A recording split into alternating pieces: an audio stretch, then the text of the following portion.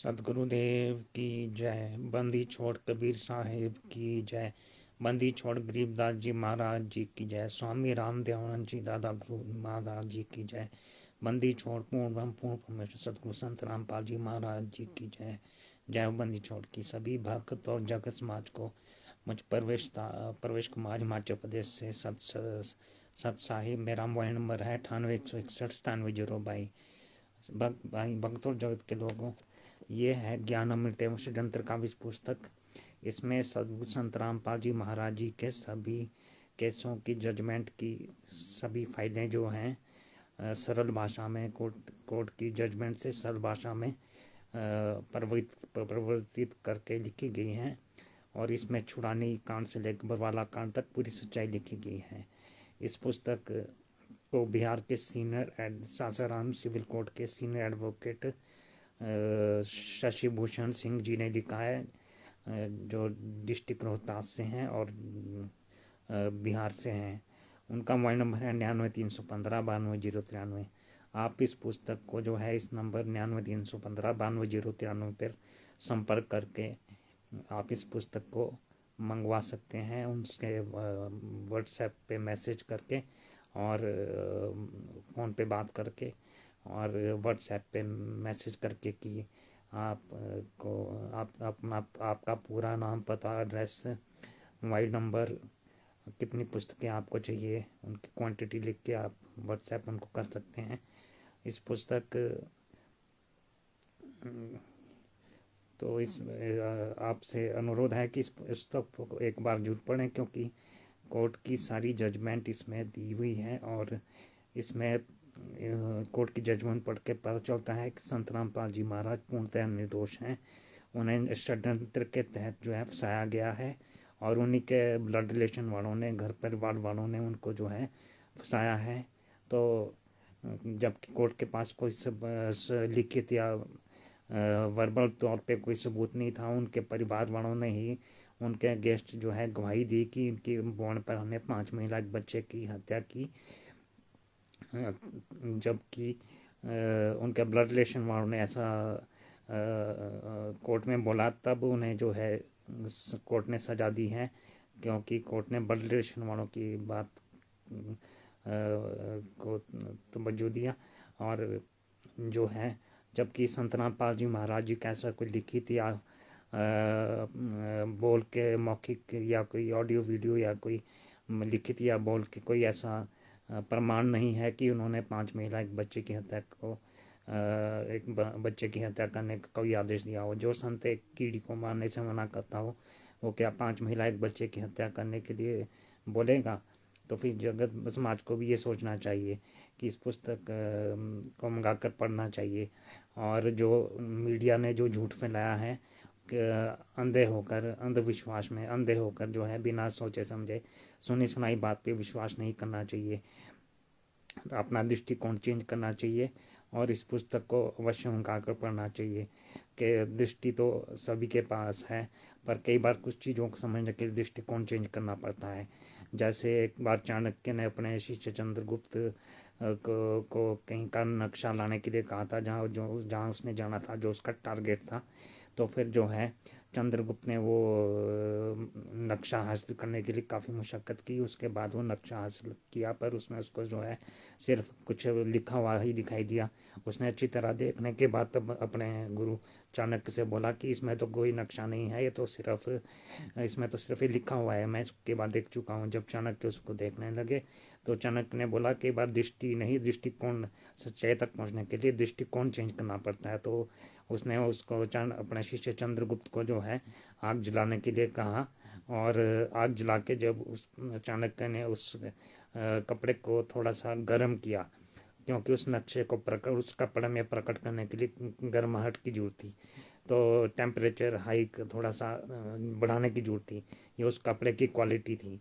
तो फिर उसके बाद जब उस कपड़े को थोड़ा गर्म किया गया, तो फिर जो है नक्शा पूरी तरह उस कपड़े में प्रकट हो गया।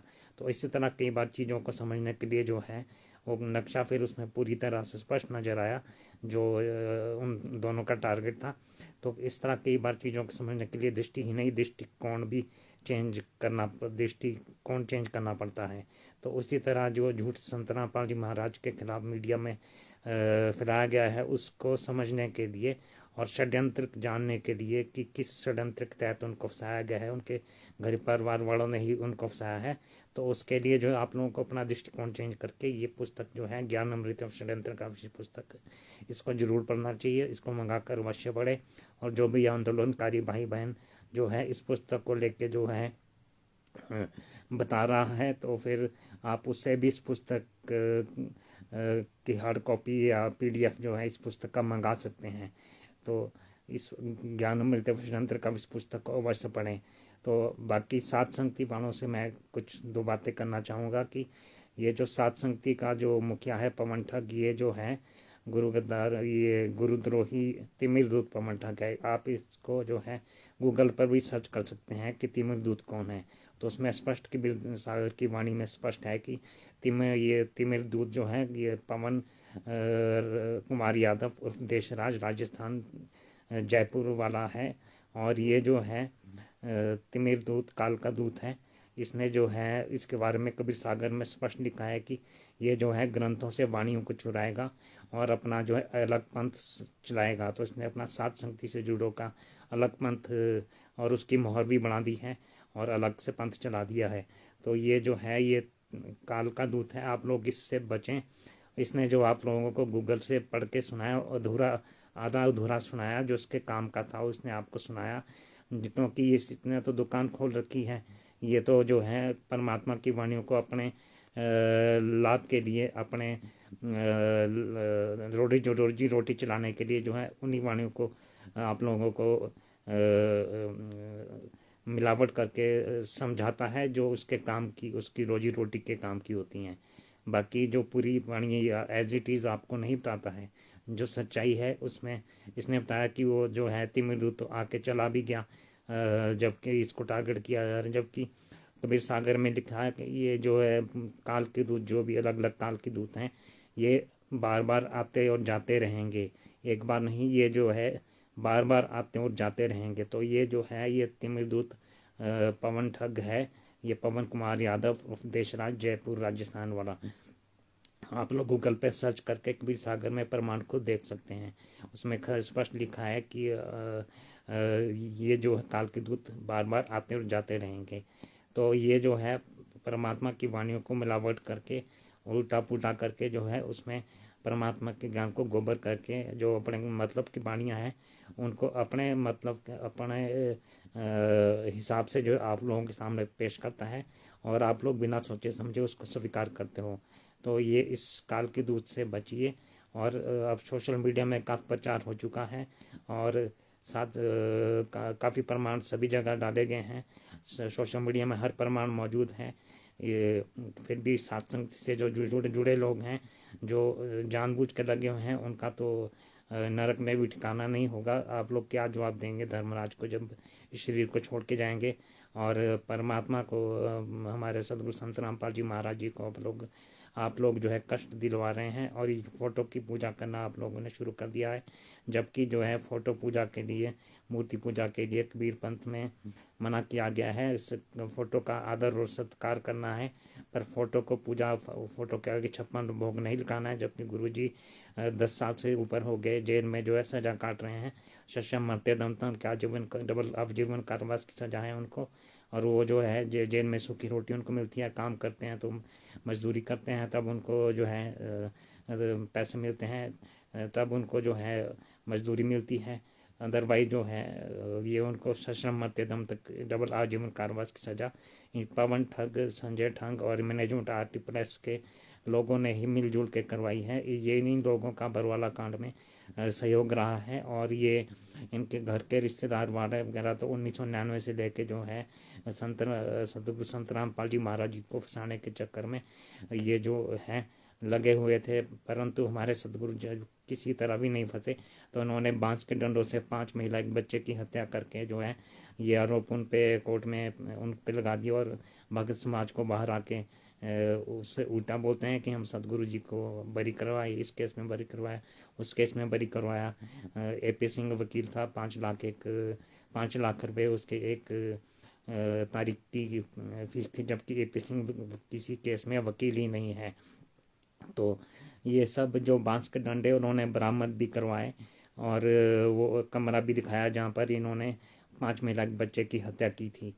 तो इस तरह से जो है ये इन्होंने हमारे सदगुरु संत रामपाल जी महाराज जब किसी भी तरह फंस नहीं रहे थे, तब इस तरह इन्होंने उनको जो है फंसाने के लिए साजिश रची।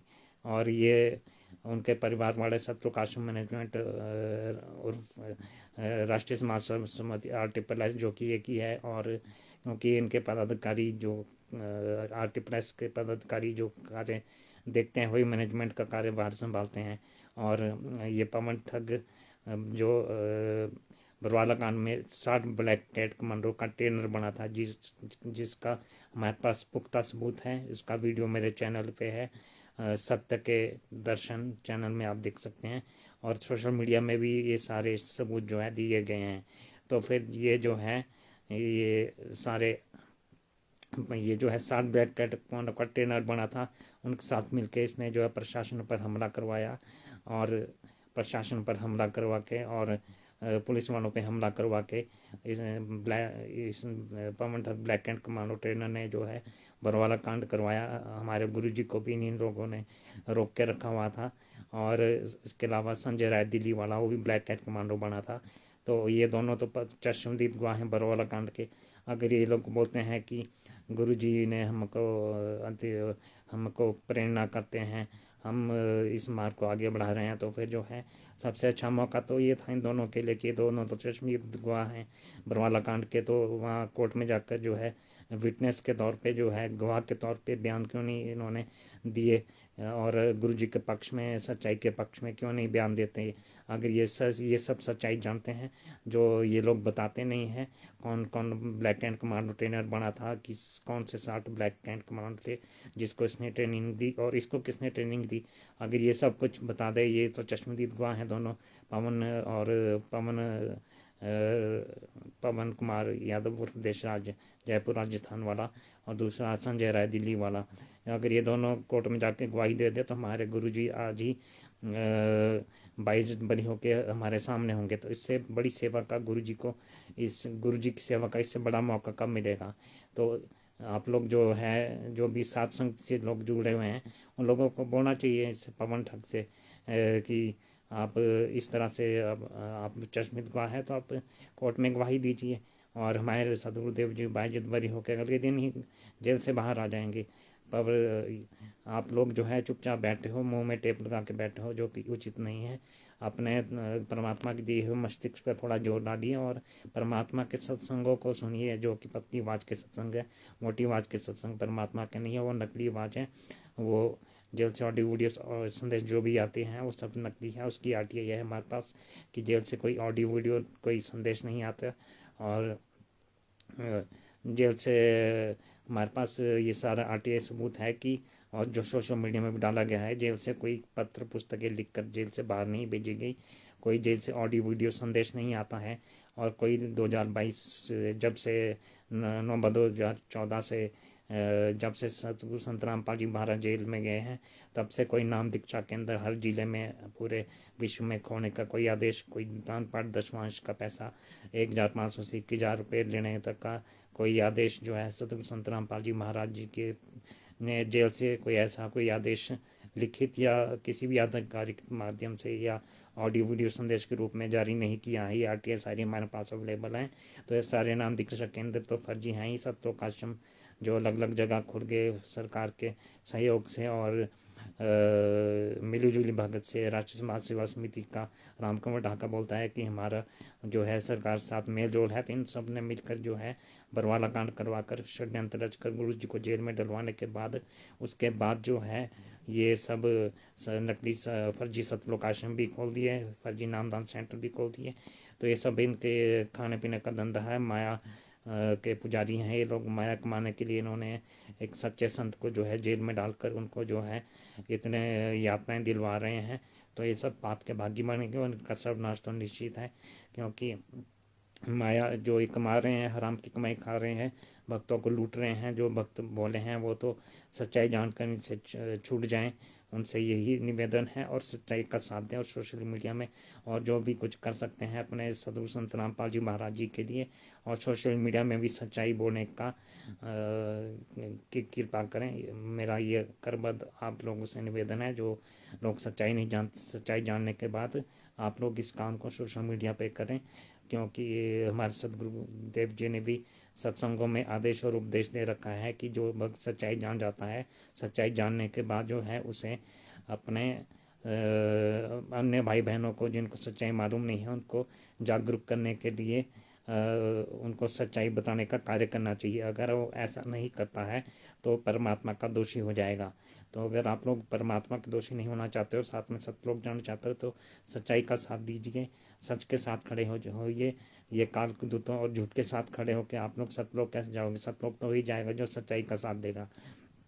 तो इस तरह से जो है ये इन सब ने मिलजुल के बरवाला कांड करवाया, और सदगुरु संत रामपाल जी ने बरवाला कांड के दौरान पूरे मीडिया के सामने खुद बोला था कि राष्ट्रीय समाज सेवा समिति RTPS सतलोकाश मैनेजमेंट जो है उनका नहीं, ये काले कमांडो उनके नहीं है, और ये उनको बंधक बना के रखा हुआ था, और वो तो कोर्ट आना चाहते थे, पर उनकी ये जो राष्ट्रीय समाज समिति के पदाधिकारी थे ये उसके विरोध में थे, उनको बंधक बना कर रखा हुआ था। वो आश्रम में छुपे रहे, इसलिए बच गए, नहीं तो उनको जान से मार देते। तो वो कौन लोग थे जो कि सदगुरु संत रामपाल जी महाराज जी को जान से मार देना चाहते थे? तो ये सब आप लोगों को विचार करना पड़ेगा। ये पवन ठग, संजय ठग और ये राष्ट्रीय समाज सेवा समिति RTPS और सतलोकाश मैनेजमेंट हरियाणा, ये एक ही सिक्के के कई पहलू हैं। ये एक ही काम कर रहे हैं, जो फोटो की पूजा कर रहे हैं, फोटो के आगे 56 भोग लगा रहे हैं, जिसको कबीर पंथ में मना किया गया है कि मूर्ति की पूजा नहीं करनी है। आपके सदगुरु साक्षात जेल में विराजमान हैं, उनको बाहर लाने का प्रयास कीजिए, और उनके साक्षात दर्शन करने की लालसा आपके अंदर होनी चाहिए। तो उनके दर्शन करके उनकी पूजा कीजिए, और फोटो का केवल आदर और सत्कार करने के लिए बोला गया है तो वो काम कीजिए। फोटो की पूजा करने के लिए मना किया गया है, भंडारे करने के लिए मना किया गया है कि कहीं भी भंडारा नहीं करना है। ये पुरानी परंपराएं हैं, इनको जो है बंद करना है। ये पुरानी परंपराएं जो भी हैं, अब जो भंडारा करवा रहा है वो पता नहीं किस कमाई से आप लोगों को भंडारा करवाएगा, उसकी कमाई कैसी है, ईमानदारी की है या फिर हराम की है। तो उस रेशो में जिसमें इस तरह की उसकी कमाई हराम की कमाई से कोई आपको भंडारा करवाता है तो फिर जो है वो उस रेशो में उसका पाप भी आप लोगों को भोगना पड़ेगा। और वो किस उद्देश्य से भंडारा करवा रहा है, किसी पुण्य को लेने के लिए या किस फल की इच्छा प्राप्ति के लिए, तो फिर जो है उस रेशो में आपके पुण्य भी उस भंडारे के साथ उसके पास जाएंगे। और सारे धर्म गुरु आप सर्च करके देख लीजिए, नेट पे सर्च करके देख लीजिए, सभी बाकी धर्म गुरु भी जो भंडारा करवाने के लिए मना करते हैं। हाँ, सदगुरु जी ने ये जरूर कहा है कि क्या कबीर पुकार के दो बात लिख दे, एक साधु की बंदगी, एक साहिब की बंदगी और भूखों को कुछ दे। ये दो ही काम हमने करने हैं, साहिब की बंदगी और दूसरा आपके द्वार पे कोई भूखा आता है तो उसको भोजन खिलाना है। और उसी तरह कबीर साहब ने कहा था कि साईं इतना दीजियो जिसमें कुटुंब समाए, हम भी भूखे ना रहें, अतिथि ना भूखा जाए ना। मतलब उतना ही मांगिए परमात्मा से जितना आप जो है आपको जिसमें आपका कुटुंब समा जाए, आप भी भूखे ना रहे और अतिथि भूखा ना जाए। तो ये जो भी है इस तरह से जो है सदगुरु के संत रामपाल जी महाराज जी के जो है ओरिजिनल जो सत्संग है, जो पतली आवाज के सत्संग है, जो बरवाला कांड के दौरान उनकी पतली आवाज है, और जो पुराने सत्संगों में जो नवंबर 2014 से पहले सत्संगों में जो उनकी पतली आवाज है, ओरिजिनल सत्संग आप डायरेक्ट उनके मुकम्मल से सुनिए। किसी बीच में विचोले की जरूरत नहीं है।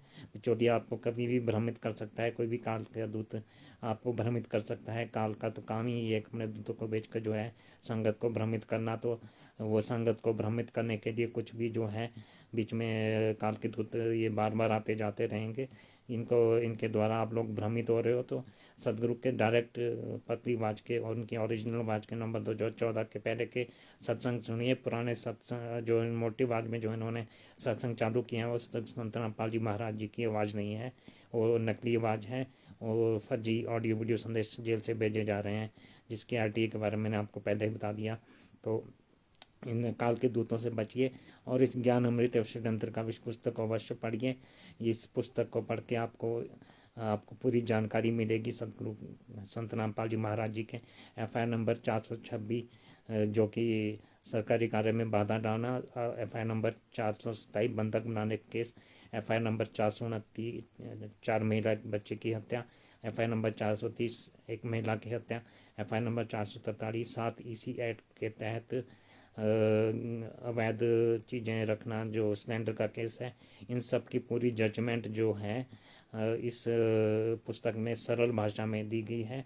अगर आप लोगों को विश्वास नहीं होता है तो फिर जो है आप लोग कोर्ट से फाइलें कोर्ट से कोर्ट सर्विसेज अपने मोबाइल पर डाउनलोड करके उससे कोर्ट की जजमेंट फाइलें पढ़ के इस पुस्तक से मिलान कर सकते हैं। इसमें एक जो बात है सतगुरु संत रामपाल जी महाराज जी के सत्संग वचनों और समाचार पत्रों में उनके बारे में प्रकाशित तथ्यों और कोर्ट की जजमेंट के आधार पर दी गई है। कोई अपनी तरफ से कुछ नहीं लिखा गया है। तो आप लोग जो है मिलान कर सकते हैं, तो आपको पता चल जाएगा कि ये पुस्तक सच्ची है, पूरी तरह 100% सत्य है। और इस तरह से जो आप सच्चाई जब जान जाएंगे तो और भक्तों को भी जो है और जगत के लोगों को भी जगाने का कार्य आप लोग करें। तो इस तरह से आप लोग सच्चाई जानिए और इस पुस्तक को भी अवश्य मंगवाएं। और इसमें FIR नंबर 428 जो देशद्रोह का जो केस है उसमें उसके भी 30 अप्रैल 2023 तक जब तक ये पुस्तक लॉन्च हुई है इसमें उस 30 अप्रैल 2023 तक उसका भी पूरा जजमेंट FIR नंबर 428 2023 राजद्रोह का केस उसका भी इसमें पूरा 30 अप्रैल 2023 पूरा खुलासा किया गया है। तो फिर मैं सात संगति ग्रुप वालों से भी अनुरोध करूंगा कि वो लोग जो है सच्चाई जान के जो है इन काल के दूतों से बचे और सच्चाई की तरफ आइए। सच्चाई को पूरी दुनिया में उजागर कीजिए और पूरी दुनिया में सच्चाई फैला दीजिए। ये जो है पवन ठग आपको लोगों को बेवकूफ़ बना रहा है। इसने अपने घर परिवार वालों को भी नहीं छोड़ा। ये जिस थाली में खाता है उसी में छेद करता है। इसकी ये 18 मिनट की ऑडियो है 2022 की, जिसमें इसने सब कुछ कबूल किया और उसमें ये भी बोला था कि ये सबको बुलाकर एक सार्वजनिक मंच पर जो है साध संगति में जहाँ भी ये सार्वजनिक मंच में जहाँ भी ये चाहेगा वहाँ पर बुला के सबसे माफ़ी मांगेगा और सबके सामने चर्चा करेगा। तो फिर जो है पर आज दिसंबर 2024 ख़त्म, अब 2024 ख़त्म होने वाला है, 2 साल होने वाले हैं। ये अपने वादे से मुकर गया और ये बार बार पलट जाता है। जिस थाली में खाता है उसी में छेद करता है। आज तक इसने जो है किसी भी भक्त को जो है चर्चा के लिए नहीं बुलाया। कैसे चर्चा के लिए बुलाएगा? ये तो आप लोगों के हराम की कमाई खा रहा है, चोर की तरह छुप के बैठा है, अपना नाम पता, अपना एड्रेस पता कुछ नहीं बताता है। और जहाँ कहीं अगर ये मिल जाए तो फिर इससे सच्चाई उजागर करवाएं और इसको जो है पकड़ के कोर्ट में घसीट के ले जाएं और वहाँ पर इससे बयान दिलवाएं ताकि हमारे सतगुरु संत रामपाल जी महाराज जी जो है जेल से बाहर आने की दया करें। और वो तब बाइज्जत अगले ही दिन बाइज्जत बरी होके जेल से बाहर आ जाएंगे। तो इस सात समिति के बारे में जो मैं कुछ 2 बातें इस पुस्तक से भी बताना चाहूँगा आप लोगों को, जिस बारे में आप लोगों को ये लोग ये भ्रमित करते हैं। तो इस पुस्तक में पेज नंबर 91 पर दिया गया है। ज्ञान अमृत षड्यंत्र पुस्तक का पेज नंबर 91 है। पवन जयपुर वाले का ब्लैक कैट कमांडो बनना एवं कमांडो को प्रशिक्षित करने हेतु मास्टर पद ग्रहण करना।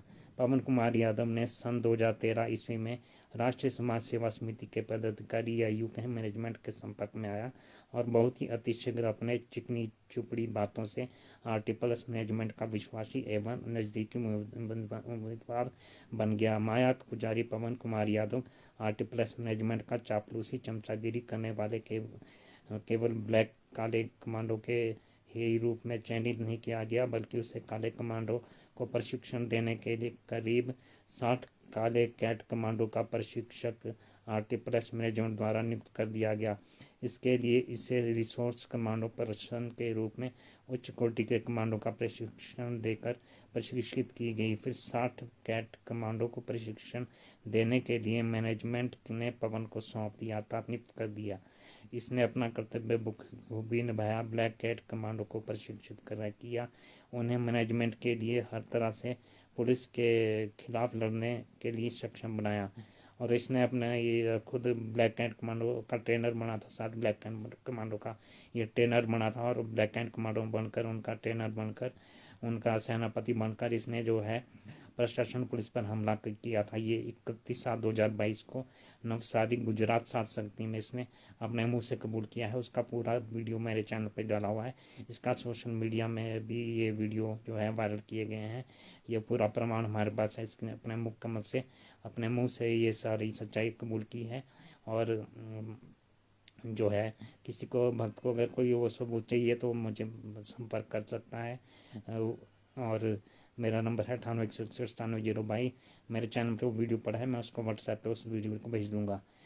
उक्त तथ्यों के संबंध में प्रमाण देखना जानना चाहें तो आप इस किताब संग्रहकर्ता लेखक से संपर्क कर उस पवन कुमार यादव के मुख से बताए जा रहे वीडियो को देख सुन सकते हैं, या किसी भी भक्त के पास पवन का वो लाइव वीडियो हो तो संपर्क कर देख सकते हैं, जिसमें 60 कमांडो का प्रशिक्षण देने को बता रहा होता है।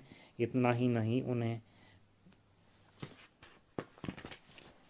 पवन कुमार ब्लैक काले कमांडो के रूप में आंखों पर काले चश्मा पहने एवं सिर पर काले कपड़ा बांधे मोर्चा को संभालते मीडिया द्वारा ली गई लाइव वीडियो में भी पवन कुमार को हाथ ऊपर उठाकर ललकारते हुए देख सुन सकते हैं। इतना ही नहीं, पवन कुमार को काले कमांडो के रूप में मोर्चा को संभाले मीडिया द्वारा ली गई लाइव वीडियो में भी देख सुन सकते हैं, जो सिर पर काले पगड़ी बांधे, आंखों पर काला चश्मा लगाए और बदन पर काले कपड़ों में सज्जित होकर अपने एक हाथ दाहिना को ऊपर उठाकर अन्य कमांडों में जोश भरते हुए पवन कुमार को मोर्चा संभालते हुए दिख रहा है। तो जब हमारे सदगुरु संत रामपाल जी महाराज जी ने पूरे मीडिया के सामने बरौला कांड के समय बोल दिया था कि ये काले कमांडो मेरे नहीं हैं, तो भक्त लोग विचार करें कि फिर परमात्मा इसको अपने मार्ग को चलाने के लिए प्रेरणा कैसे कर सकते हैं। उन्होंने तो पहले ही इन काले कमांडो को रिजेक्ट कर दिया है, वो तो इनके हैं ही नहीं, तो काल के दूत हैं। विचार करो भक्तों, आप भक्त समाज से लेकर समझना चाहेगा कि हम सभी अपने सतगुरुदेव जी द्वारा दिए गए ज्ञान को समझकर अपनी आत्म कल्याण के लिए सतगुरुदेव जी से जुड़े हैं और उन्हें अपना परमात्मा का अवतार मानकर अपने सतगुरुदेव जी की पूजा अर्चना कर रहे होते हैं। सतगुरुदेव जी का हर शब्द जो उनके ज्ञान अर्थात वचनों से मेल खाता है, उसे हम सभी को अपना परमात्मा का आदेश निर्देश समझकर सिरोधार्य होता है। फिर सतगुरुदेव जी ने स्पष्ट शब्दों में कह दिया है कि ये काले कमांडो मेरे नहीं है, राष्ट्रीय समाज सेवा समिति के कमांडो हैं और राष्ट्रीय समाज सेवा समिति मेरी नहीं है। इसका संचालक है राम कंवर ढाका। तो फिर ये पवन कुमार यादव जयपुर वाला उस सतगुरुदेव जी का अनुयायी कैसे बन गया, कैसे उनका शिष्य बना रह सकता है, कैसे उससे अपनी प्रेरणा व परमात्मा से देते रहेंगे, कैसे सतगुरुदेव जी के ज्ञान को आगे बढ़ाने में ये लोगों के बीच फैलाने में नज़दीकी सेवक या प्रेरणादायक स्रोत हो सकेगा, कभी नहीं। मैं 100% सुनिश्चित हूँ कि वह समृद्ध सतगुरुदेव दोगला नहीं है, कभी दोगली बात नहीं कर सकेगा। उसे किसी से डर भय नहीं है कि वह दोगली बात करे। पवन कुमार यादव ने गुरु जी के विरुद्ध इतना ही कार्य नहीं किया, बल्कि गुरु जी के ज्ञान के विपरीत भगत समाज में इतना अज्ञान भर दिया कि बहुत से भगत का नाम उस कबीर परमात्मा के उच्च कोटि के स्कूल रजिस्टर से नाम कटवा काल ब्रह्म के निम्न कोटि के स्कूल रजिस्टर में दर्ज करवा दिया है। गुरुदेव जी द्वारा दिए गए पर कबीर परमात्मा के सत्य ज्ञान के विपरीत पवन कुमार का बताए गए अज्ञान को रूप में यहाँ वर्णन करना चाहूँगा। गुरु जी के ज्ञान के विपरीत पवन कुमार का ज्ञान। पवन कुमार यादव ने भक्तों में अज्ञान भरकर उनका बहुमूल्य जीवन नाश किया है। ये काल ब्रह्म के दूतों में से एक दूत है, जिसे तिमिर दूत के नाम से जाना जाता है। कबीर परमात्मा आज से 624-25 वर्ष पूर्व इस मृत्यु लोक में आए थे, तो उस तिमिर दूत के संबंध में धर्मदास जी से बताए थे कि वह तिमिर दूत अजाति से आहिर होगा और कबीर परमात्मा के ग्रंथों से ज्ञान चुरा कर अपना एक अलग पंथ चलाएगा। कबीर परमात्मा ने आज के दिन के लिए ही दूतों के संबंध में बताया था, ताकि कबीर परमात्मा के जो अपने होंगे वे तिमिर दूत के फंदे में नहीं आ सकेंगे और तिमिर दूत को पहचान लेंगे। तिमिर दूत का लक्षण एवं जाति आदि के संबंध में कबीर परमात्मा ने जो बताया है, उससे पूर्णतः मिलता जुलता पवन कुमार यादव है। यह जाति से आहिर है और सतगुरुदेव जी द्वारा बताए गए कबीर परमात्मा के ज्ञानों को उनके वाणियों एवं ग्रंथों में लिखित वाणियों को चुरा कर एवं उनमें अपने स्तर से फेर बदल कर अपनी बातों को सत्य साबित करने के लिए भक्तों के बीच अपने कल बल छल से अज्ञान डालकर अलग पंथ सात संगत नाम से चलवाता है। कबीर परमात्मा का वाणी पूर्णता पवन कुमार यादव पर फिट हो बैठती है। अतः पवन कुमार यादव तिमिरदूत है जो भक्तों को काल ब्रह्म के पाले में ले जाता है। पवन का ज्ञान नीचे दी जाती है जिसे आप सभी सावधानी से पढ़कर जान समझ सकते हैं। अज्ञान नंबर 1, पवन कुमार यादव का अज्ञान है कि विपरीत परिस्थिति में ज्ञान रूपी हाथी के ऊपर बैठे हुए सवारी को भी कुत्ता काट लेता है, जबकि सदगुरुदेव जी ने अपने वचनों एवं वाणियों में कहा है कि ज्ञान रूपी हाथी पर बैठे सवारी को हजार कुत्ते भी एक साथ मिलकर उस सवारी का कुछ बिगाड़ नहीं पाएंगे, चाहे कुत्ता कितना ही कोशिश कर ले। पवन अपने अज्ञान को साबित करने के लिए विपरीत परिस्थिति के बारे में जोर देता है। इस संबंध में लेखक का मत है, आखिर वह ज्ञान रूपी हाथी पर सवार है तो विपरीत परिस्थितियां कैसे उत्पन्न हुई। ऐसी परिस्थितियां उत्पन्न होने का कोई सवाल उत्पन्न नहीं होता। विपरीत परिस्थितियां तो तब उत्पन्न होगी जब कोई सदगुरुदेव जी बताए मर्यादा को खंडित कर ले, और जब मर्यादा खंडित हो जाती है तो हुआ सतगुरुदेव जी के ज्ञान रूपी हाथी पर सवारी नहीं कर काल ब्रह्म के गधे की सवारी करने लग जाता है। फिर ऐसे सवारी को कुत्ता के काटने से कोई बचा नहीं सकता। एक किसी भगत द्वारा हाथी की सवारी और कुत्ता काटने के बातों को लेकर पवन कुमार यादव से प्रश्न किया कि इस संबंध में प्रमाणित ज्ञान अर्थात प्रमाण सहित उदाहरण स्वरूप समझाएं कि कैसे कुत्ता विपरीत परिस्थिति में काट लेता है। तो इतिमिरदूत पवन कुमार यादव ने उसे भक्त के पूछने पर उसके उत्तर था जवाब में ऑडियो के माध्यम से बताया कि हाथी कहीं बीच बाजार से गुजर रहा होता है और कुत्ता किसी घर के छत पर हो तो वो काट लेता है। इस स्थिति में दूत द्वारा दिए गए जवाब सुनकर उस भगत ने ही नहीं अन्य लोगों ने जो उस जवाब उसका सुना उसके अज्ञान पर हंसी ही जाहिर की है। अज्ञान नंबर 2, पवन कुमार यादव का दूसरा अज्ञान है कि इसने संत रामपाल जी महाराज जी के मुख श्री से सन 1997 से ईस्वी से लेकर 2008 ईस्वी तक दी गई सारनाम को भी फर्जी बता दिया। कहा कि संत रामपाल जी महाराज इस अवधि में जितने लोगों को सारनाम दिए हैं वे फर्जी दिए हैं। इस काल के दूत ने गुरुजी से भी अपने आप को बड़ा घोषित कर दिया कि गुरुजी द्वारा दिए गए सारनाम को भी फर्जी होना भक्तों के बीच बताया, और मूर्ख भक्त समाज इस तिमिरदूत के बताते हुए इन फर्जी बातों को उसके ज्ञान को मानकर अपना मिट्टी पलीत करने में कोई कसर नहीं छोड़ी। इस तिमिरदूत का कहना है कि 1997 ईस्वी में संत रामपाल जी महाराज को कबीर परमात्मा मिले और संत रामपाल जी महाराज से कहा कि अब पिछली पीढ़ी के भक्तों के बीच सारनाम उजागर करने का ठीक समय आ गया है, मगर सारनाम मंत्र को अगले आदेश तक गुप्त रखने का, रहस्य युक्त रखने का आदेश निर्देश देकर कबीर परमात्मा पर ध्यान हो गए।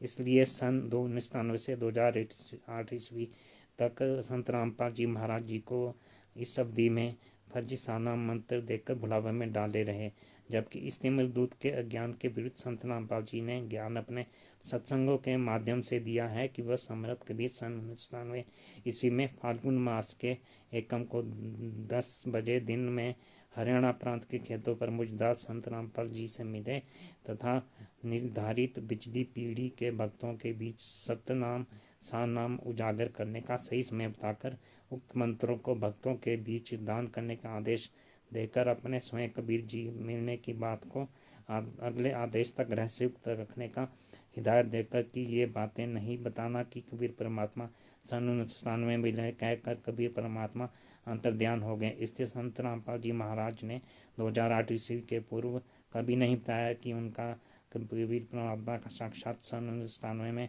हुए या मिले, बल्कि इस बात को 2008 ईस्वी के सत्संग में बताया कि कबीर परमात्मा मुझदास संत रामपाल दास से 1997 ईस्वी में मिले। हालांकि संत रामपाल जी महाराज ने अपने किताब आध्यात्मिक गंगा में इस तथ्य को पूर्व से ही अर्थात 2008 ईस्वी में ही अंकित कर दिए थे कि कबीर परमात्मा 1997 ईस्वी में सतगुरुदेव से मिले थे। सतगुरुदेव कहे हैं कि यदि सन 1997 ईस्वी में इस मिलने की बात को खोल देता तो कबीर परमात्मा के कथनों के अनुसार कोई नहीं मानता कि कबीर परमात्मा मुझदास अर्थात संत रामपाल दास से मिले थे और सही समय पिछली पीढ़ी के उजागर करने का आदेश निर्देश दिए थे।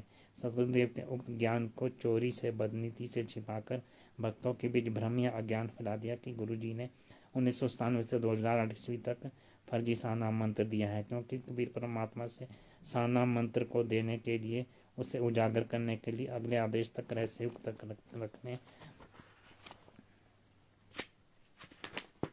को कहे थे। जबकि सतगुरु देव जी ने स्पष्ट शब्दों में जोर देकर आगे के पद को बताया कि कबीर परमात्मा अपने मिलने की बात को उजागर नहीं करने के लिए तथा रहस्युक्त रखने के लिए कहा वो आदेश दिया था। इस अगले पद को तिमिरदूत पवन कुमार यादव ने बदनीति से अपनी बात को सत्य साबित करने के लिए छुपा दिया। विचार, अब भगत समाज को विचार करना है, ऐसे तिमिरदूत द्वारा दिए गए अज्ञान को ग्रहण करके नरक भोगी बने या परमात्मा के ज्ञान पर या सतगुरुदेव के मर्यादाओं पर चलकर सतलोकगामी होने का प्रयत्न करें। अज्ञान नंबर 3, पवन कुमार यादव का अज्ञान नंबर 3 है कि इसने परमात्मा के विधान के विपरीत बताया कि संत रामपाल जी महाराज एक ऐसे संत हैं जो अपने गुरु को सानाम देकर पार किए हैं। अर्थात संत रामपाल जी महाराज जी ने अपने गुरु स्वामी रामदेवानंद महाराज को सानाम देकर पार किए, सतलोक बैठाए। जबकि कबीर परमात्मा का ज्ञान है कि कबीर परमात्मा का ज्ञान गुरुवाई परंपरा से चलता है। पूर्व गुरु अपने बाद के गुरुवाई पद लेने वाले को पूर्णता परख कर एवं उसे सख्त हिदायत देकर कि आगे किसी को मंत्र को बताने की इजाजत नहीं है, वचन लेकर गुरुवाई पद धारण कराई जाती रही है। इस तिमिरदूत ने परमात्मा के इस परंपरा को भी अपने अज्ञान से तोड़ने का असफल प्रयास किया। कहता है कि संत रामपाल जी महाराज स्वामी रामदेवन जी महाराज जी को साना मंत्र देकर पार किए, ये उसका थोथा ज्ञान है। वास्तविक तथ्य है कि संत रामपाल जी महाराज ने 3 मंत्र ओम तत्सत अपने सतगुरु देव स्वामी रामदेवानंद महाराज जी से प्राप्त किया था। इस संबंध में स्पष्ट प्रमाण ज्ञान गंगा पुस्तक के भक्ति मर्यादा पाठ के पृष्ठ संख्या 4 पर है, जिसमें संत रामपाल जी महाराज का कथन स्पष्ट वर्णित किया गया है कि ये तीनों नाम एवं नाम दीक्षा देने की आज्ञा मुझे रामपाल मेरे गुरु स्वामी रामदेवन जी महाराज जी द्वारा बख्शिश मिला है। अर्थात क्लियर हो जाता है कि पवन कुमार यादव का अतनिक भी ज्ञान सतगुरुदेव जी के द्वारा दिए गए ज्ञान से मेल नहीं खाता है।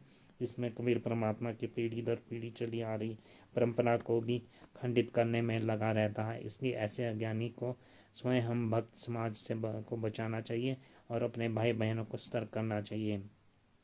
अज्ञान नंबर 4, पवन कुमार यादव का अज्ञान नंबर 4 के अंतर्गत है।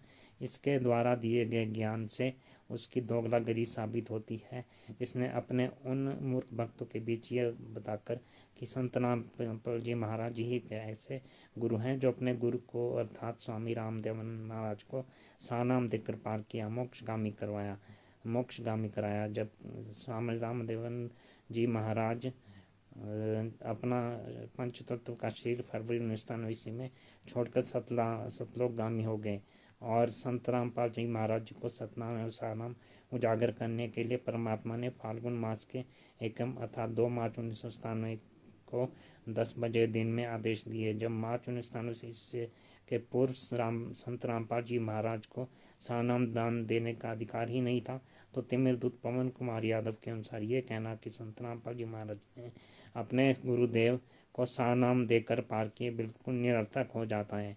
चूँकि संत रामपाल जी महाराज को सानाम दान करने के आदेश के पूर्व ही स्वामी रामदेवानंद जी महाराज सतलोकवासी हो गए थे। यहाँ आप सभी को एक और उदाहरण से समझाना चाहते हैं कि जब पवन कुमार यादव के अनुसार संत रामपाल जी महाराज सन 1997 ईस्वी में फर्जी सानाम देते थे, तो फिर 1997 ईस्वी में उसी फर्जी सानाम को देकर कैसे अपने गुरु स्वामी रामदेवानंद जी महाराज को पार किए।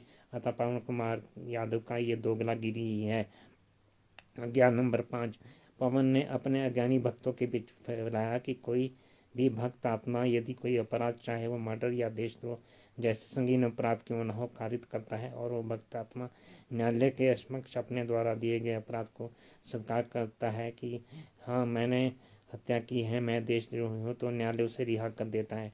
संत रामपाल जी महाराज जी के ज्ञानों को अपने ज्ञान से पोतने का असफल प्रयास करने वाला जिज्ञासु यथार्थी पवन कुमार यादव से मैंने प्रश्न किया कि पवन, ये जो लाइव वीडियो में भक्तों के बीच कानूनी पहलू का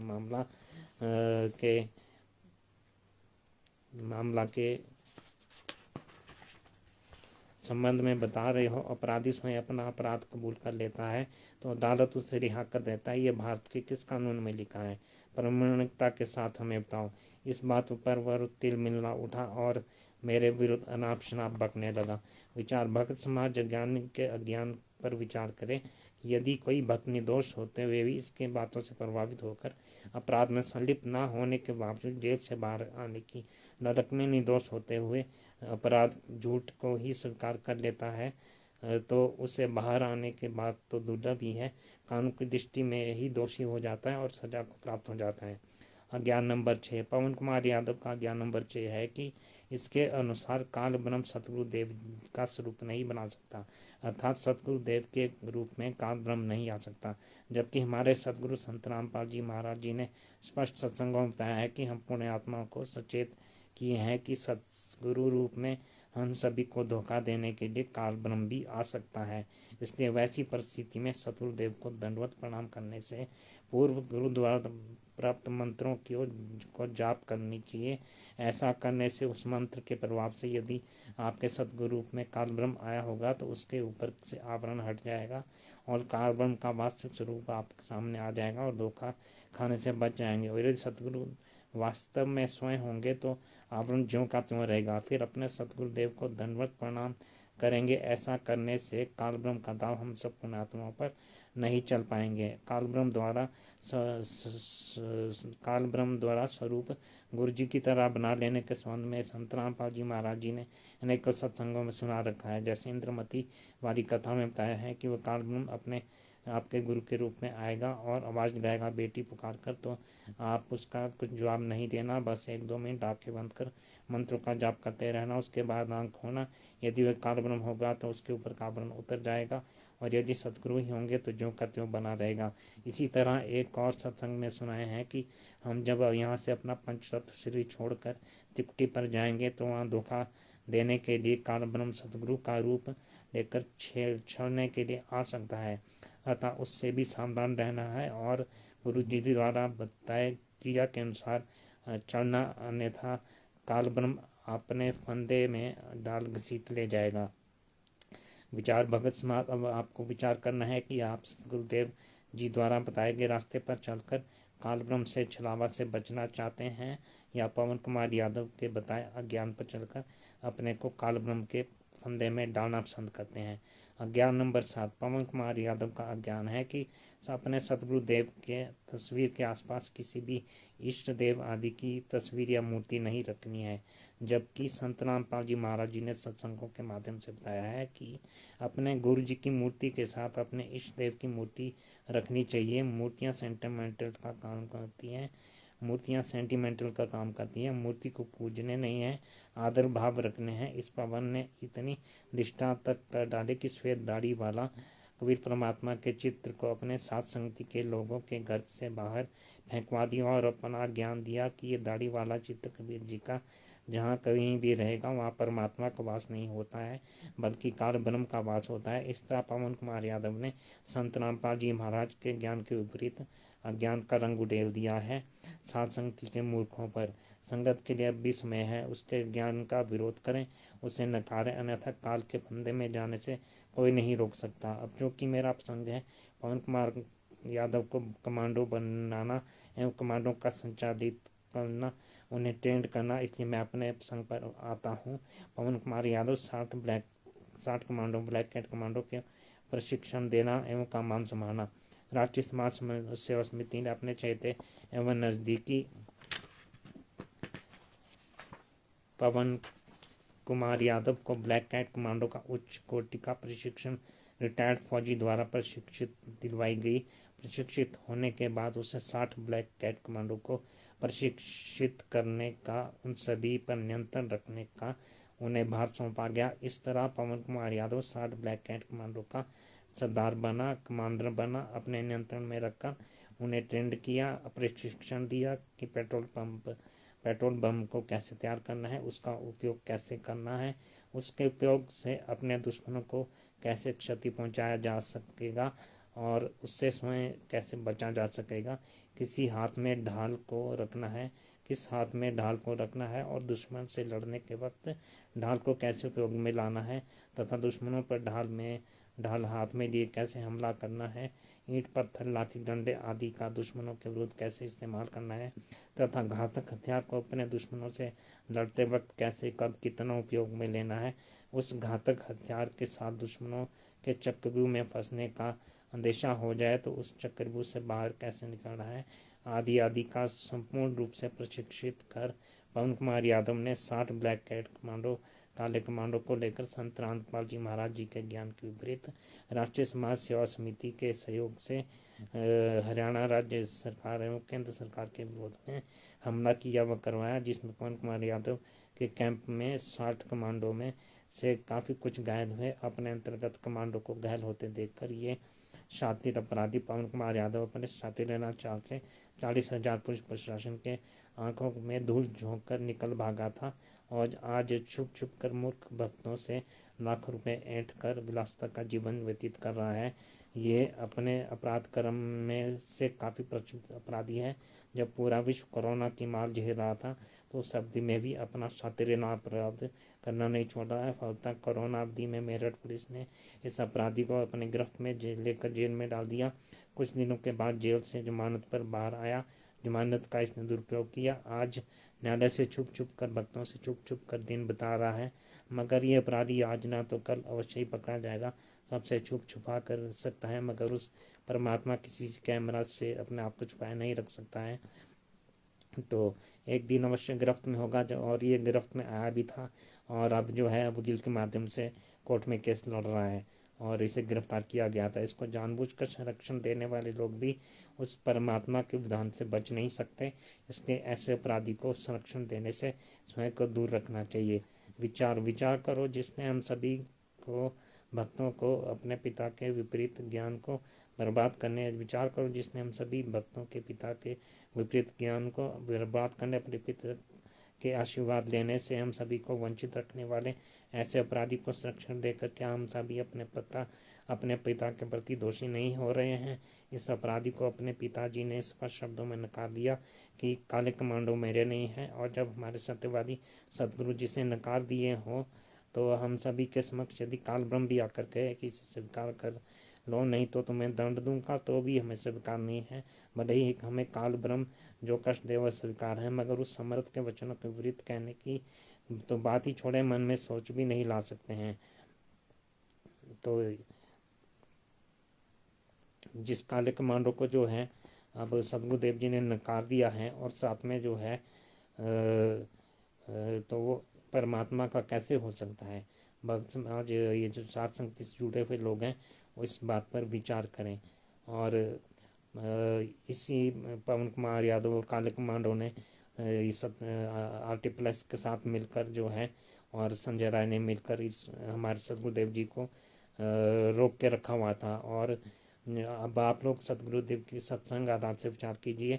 अर्जुन सज्जन ने तो कबीर साहब से सिर्फ इतना ही कहा था कि आपको यहाँ नहीं बैठना चाहिए। तब जो है उस बात पे भी उनको इतना कहने पर भी उनको ना कर कभी भी माफ़ी नहीं मिली। तो जिन काल के दूतों ने पवन ठग, संजय राय और ये मैनेजमेंट वालों ने, ये तीनों एक ही सिक्के के 3 पहलू हैं, इन्होंने सतगुरुदेव जी को जो है रोक के रखा हुआ था। तो उस समर्थ सतगुरु की कैसे हो सकते हैं और इन्हें माफ़ी कैसे मिल सकती है? इन्हें तो माफ़ी मिल ही नहीं सकती। तो इस तरह से जो है, क्योंकि सतगुरुदेव जी इनको नकार चुके हैं, ये काले कमांडो मेरे नहीं हैं। तो इस तरह ये जो है सप्तकाश में ये जो है पवन ठग और संजय ठग जो है ये इसी का राष्ट्रीय समाज सेवा समिति का ही हिस्सा है,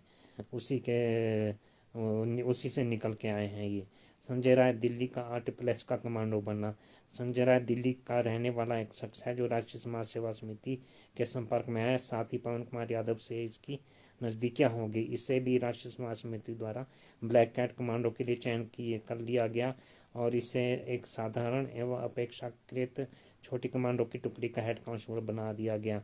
इसने भी संत रामपाल जी महाराज जी के ज्ञान के विपरीत पुलिस प्रशासन से लोहा लिया और राष्ट्रीय समाज समिति के मंसूबा को पूरा करने में सहयोग दिया वह भी पवन कुमार यादव की तरह शातिर अपराधी ही निकला और 40,000 पुलिस प्रशासन के आंखों के में धूल झोंक आश्रम से बाहर निकल गया।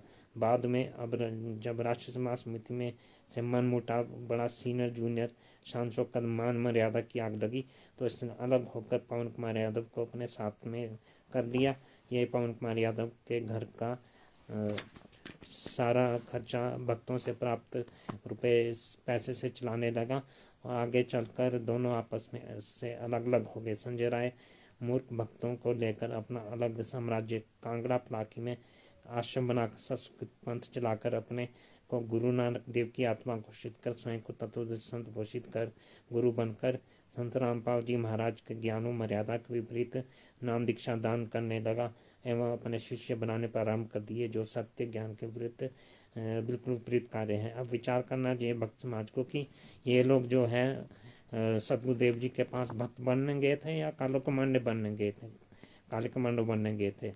विचार अब से पुण्य आत्मा को विचार करना है कि ऐसे भक्त समाज के कोड को फलने फूलने देना चाहिए या उनके फलने फूलने में सहयोग करना चाहिए, अथवा समर्थ सतगुरुदेव जी के ज्ञान आधार से उन्हें सदा सदा के लिए नकार देना चाहिए। इस बात पर जो है भक्त समाज को अवश्य विचार करना चाहिए। पवन कुमार यादव, संजय राय आदि का RSS समिति मैनेजमेंट का हिस्सा होना। गुरुजी संत रामपाल जी महाराज जी ने कभी भी कोई मैनेजमेंट नहीं बनाया। वे सबको समान दृष्टि से समान शिष्य के रूप में सामान्य अधिकार नाम कर्तव्य सौंपते रहे, मगर गुरुजी ने चंद मौजूद शिष्यों ने स्वयं मैनेजमेंट को आकार देते हुए आश्रम का प्रबंधन अपने हाथ में धीरे धीरे लेते गए तथा गुरुजी के बिना आदेश निर्देश के समिति का गठन कर लिए। इस समिति का सहयोग ही नहीं बल्कि उनके नापाक इरादे को पूरा करने में तन मन और वचन से पवन कुमार यादव, संजय राय दीदी वाला कार्य करने लगे। तभी सभी एक दूसरे के प्रति इतना क्लोज हो गए कि एक जिस्म अनेक जान की कहानी चित्रार्थ होगी, अर्थात मैनेजमेंट RSS पवन कुमार यादव एवं संजय राय आश्रम के विपरीत हर षड्यंत्र को खारिज करने हेतु कार्य करने लगे। इस तरह दुर्जनों का चाहे मैनेजमेंट कहें या RSS समिति या इनके कमांडो कप्तान पवन कुमार यादव एवं संजय राय को कहें, सभी एक दूसरे के सहयोगी अंश एवं हिस्सा बने और संत रामपाल जी महाराज जी के विपरीत जिहाद छेड़े। अपने जिहाद में ये सफल हुए, घटना कारित हुई। इन लोगों का बल्ले बल्ले हुआ, एक साथ भक्तों को लूटना प्रारंभ किया। आगे चलकर लूट के धन की प्राप्ति की हिस्सेदारी को लेकर RSS मैनेजमेंट पवन कुमार यादव संजय में आपसी मनमुटाव उत्पन्न हो गया। परिणाम हुआ कि एक जगह RSS मैनेजमेंट हो गए और दूसरी जगह पवन कुमार यादव एवं संजय राय दिल्ली वाले हो गया। पवन को एवं संजय ने ये दोनों मिलकर RSS मैनेजमेंट के खिलाफ संगत में प्रमाण डालने लगे और उनके विरुद्ध भड़काने लगे। RSS मैनेजमेंट अपने शान शौकत आदि को बनाए रखने के लिए अपने स्तर से भक्तों के बीच षड्यंत्र का विष को अमृत कहकर अपने साथ बांधने लगे। RSS मैनेजमेंट से पीछे ये पवन एवं संजय भी कहाँ कम रहने वाले हैं। ये दोनों पूरे भारत में घूम घूम कर अपने साम्राज्य को बढ़ाने के लिए प्रचार प्रसार करने लगे। इसके लिए मेरठ में एक अखंड दीप प्रज्वलित रखने का हवा देकर सतसेवक के नाम से एक अलग साम्राज्य कायम कर दिए। मेरठ समागम साम्राज्य का मठाधीशी को लेकर आमदनी की बंटवारा को लेकर इतना मनमुटाव बढ़ गया कि अपने फॉलोअर्स भक्तों के साथ लेकर अलग अलग हो गए। पवन मेरठ में पैर जमाया। संजय पहले रुड़की में, बाद में पलाकी कांगड़ा हिमाचल प्रदेश में साम्राज्य कायम कर के स्थिर हो गया। पवन कुमार यादव ने मेरठ में कुछ वर्षों तक पैर जमाया रहा, मगर मेरठ में पवन कुमार यादव के पैर के नीचे से उसके दोगलेपन के कारण मिट्टी हटने लगी और संदेश हो गया कि अब ये रसातल खुद प्राप्त होने वाला है। तो उसने सोए हुए मेरठ को छोड़कर रात में ही फरार हो गया। तब से अपने आप को छुपाए हुए साधुसंगति का स्थापना कर मूर्ख भक्तों को मूर्ख बनाकर उन्हें लूटना प्रारंभ कर दिया, जो आज भी कार्यशील है। इस तरह मैं आप सब पुण्यात्मा से कहना चाहूँगा कि ये 3 RSS मैनेजमेंट पवन कुमार यादव, संजय राय एक ही सिक्के के अनेक पहलू हैं। इनका उद्देश्य परमात्मा के पुण्य आत्माओं के कल्याण हेतु कार्य करना नहीं बल्कि पुण्य आत्माओं की कमाई धन दौलत को लूटना है तथा उनके भक्ति को सस्ते में बर्बाद करवाकर काल ब्रह्म के मुख में ले जाना है। फिर उसके बाद 84 लाख योनियों में धक्के खाने के लिए पटकवाना है। अतः हमें स्वयं इस पर विचार करना है कि हमें क्या करना है। ये जो राष्ट्रीय समाज सेवा समिति, आरटीपीएस और सतलुज राष्ट्र मैनेजमेंट और ये पवन ठग, संजय ठग जो है, ये राजनीतिक पार्टियों की तरह एक दूसरे की बुराई करते हैं और एक दूसरे की बुराई करके जो इन्होंने अपना लूट का धंधा, अपनी माया की हवस को पूरी करने के लिए, अपनी रोजी रोटी के लिए खूब चलाकर खूब भक्तों को लूट कर उनके धन को लूट कर उनका दान पाठ 10 का पैसा लूट कर ये लोग खा रहे हैं और एक दूसरे की बुराई करके इसी तरह ये जो है कार्य करते हैं राजनीतिक पार्टियों की तरह। जिस तरह राजनीतिक पार्टियां एक दूसरे की बुराई करके वोट मांगती हैं, उसी तरह ये लोग कार्य करते हैं और सच्चाई से इनका दूर दूर तक कोई वास्ता नहीं है।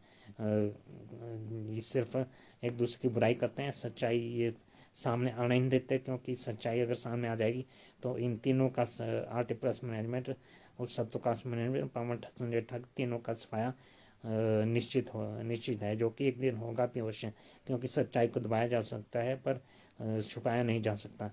तो सच्चाई तो सामने आकर रहेगी। तो अब जो भी जगत और भक्त समाज इस वीडियो को लाइव देख रहे हैं, उनसे प्रार्थना है कि इस ज्ञान अमृत श्रीरंत इस पुस्तक को मंगाकर, इस पुस्तक को पढ़कर जो है सच्चाई को समझकर पूरे जगत और भक्त समाज के बीच इसका प्रचार प्रसार कीजिए, ताकि अन्य लोग भी सच्चाई जान सके और जो भोले भक्त इनके चुंगल में फंसे हैं उन वो जो है इनके चुंगल से छूटकर वो भी सच्चाई का साथ देकर अपने सतगुरु जी के प्रति अपना कर्तव्य निभाएं और हमारे सतगुरुदेव जी को और इनको पवन ठग, संजय ठग, ये जो इसके चश्मदीद गवाह हैं बरौला कांड के, इनको जो है खींचकर कोर्ट में ले जाकर हमारे सतगुरुदेव जी को निर्दोष साबित कर वो जो है इनके बयान, जब ये लोग बयान देंगे, क्योंकि ये लोग तो चश्मदीद गवाह हैं कि बरौला कांड में किस किस की भूमिका थी, जबकि हमारे सतगुरुदेव जी तो निर्दोष हैं। तो वो जो है बाइजुत बरी होकर हमारे सामने होंगे और अपने सतगुरुदेव जी की फोटो की पूजा को छोड़कर हमें सतगुरुदेव जी के दर्शन, प्रत्यक्ष दर्शन की लालसा अपने अंदर होनी चाहिए, जो कि सभी भक्तों और जग समाज को सोचना चाहिए कि हमें जो है उनके प्रत्यक्ष दर्शन के लिए प्रयास करना चाहिए। आप लोग कब से फर्जी ऑडियो वीडियो, कब तक फर्जी ऑडियो वीडियो और ये संदेश का जो है इस तरह से मूर्ख, इन संदेशों से मूर्ख बनते रहेंगे। आप लोगों के अंदर ये इच्छा कभी नहीं जागती कि हम अपने सतगुरुदेव जी के, जो कि हमारे आत्म कल्याण के लिए इस धरती पर आए थे और उन्हीं को कष्ट देकर हम लोग जो पाप का भागी हो रहे हैं, तो हम उनके प्रत्यक्ष दर्शन करके अपना आत्म कल्याण करवा सकें। तो इन्हीं शब्दों के साथ जो है मैं भक्त समाज और जगत समाज से अब विदा लेना चाहता हूँ और इस ज्ञानामृत षड्यंत्र का इस पुस्तक को बिहार के सीनियर एडवोकेट शशिभूषण सिंह, जो शिवकोट सासाराम के सीनियर एडवोकेट हैं, जिला डिस्ट्रिक्ट रोहतास बिहार से, उनका मोबाइल नंबर है 99-315-92-093। इस नंबर पर संपर्क कर और व्हाट्सएप मैसेज कर अपना पूरा नाम, पता, एड्रेस विद पिन कोड, अपना मोबाइल नंबर और कितनी पुस्तकें आपको चाहिए, ये मैसेज उनको करके आप इस पुस्तक को मंगवा सकते हैं। और भी जो आंदोलनकारी भक्त जो और जगत के जो लोग हैं जो इस पुस्तक को दिखा के सोशल मीडिया पर अपने वीडियो डाल रहे हैं, उन्हें भी आप लोग फ़ोन करके उनसे भी इस पुस्तक को मंगवा सकते हैं और इसका PDF मंगवा सकते हैं। तो इन शब्दों के साथ पूरे भक्त और जगत समाज को सत साहिब जय हो। बंदी छोड़ की। मैं परवेश कुमार, मैं हिमाचल प्रदेश से हूँ। मेरा मोबाइल नंबर है 98-161-97-022। तो आप लोग मुझसे भी इस पुस्तक का PDF मंगवा सकते हैं। सभी भक्त और जन समाज को सत साहिब जय हो। बंदी छोड़ की।